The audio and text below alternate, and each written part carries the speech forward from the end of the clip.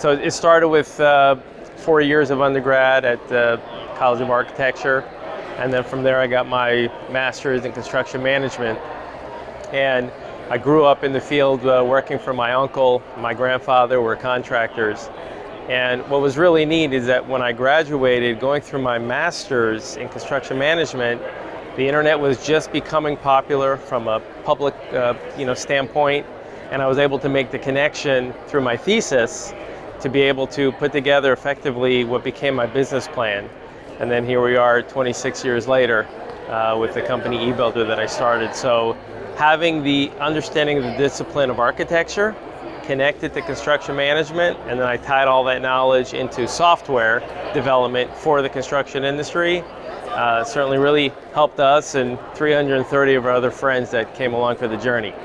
I distinctly remember last November, I think it was November 7th, you had the Hall of Fame induction speech and you mentioned Dr. Cox and what he meant to you. Can you kind of expand on that relationship and just talk about that mentorship and what he provided?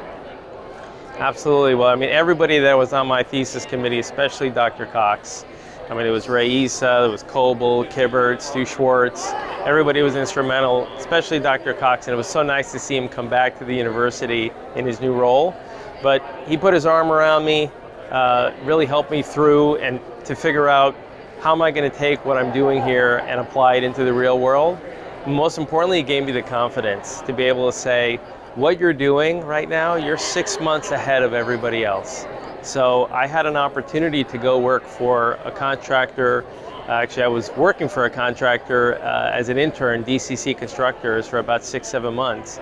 And they offered me a job for $55,000 a year. So back in 1994, that was a lot of money, because I was broke. So it was really a lot of money.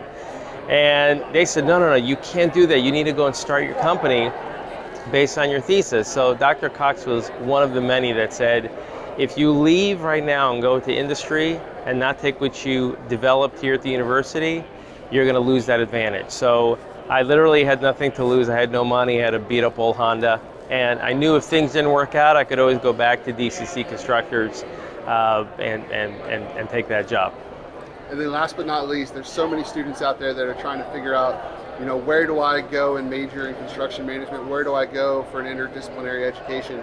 Why is University of Florida the school they should choose? Well, it's one of the first universities that's is bringing all the disciplines together, right? So you have landscape, you have urban planning, interior design, construction, architecture, all under one roof. And in the real world, that's how life is. You're interacting with all these different individuals, contractors, architects, engineers, sub-suppliers, the owner representatives, the owner themselves who are using the building as the end result. And DCP, one DCP is bringing all that together. It's one of the few organizations out there, universities doing that.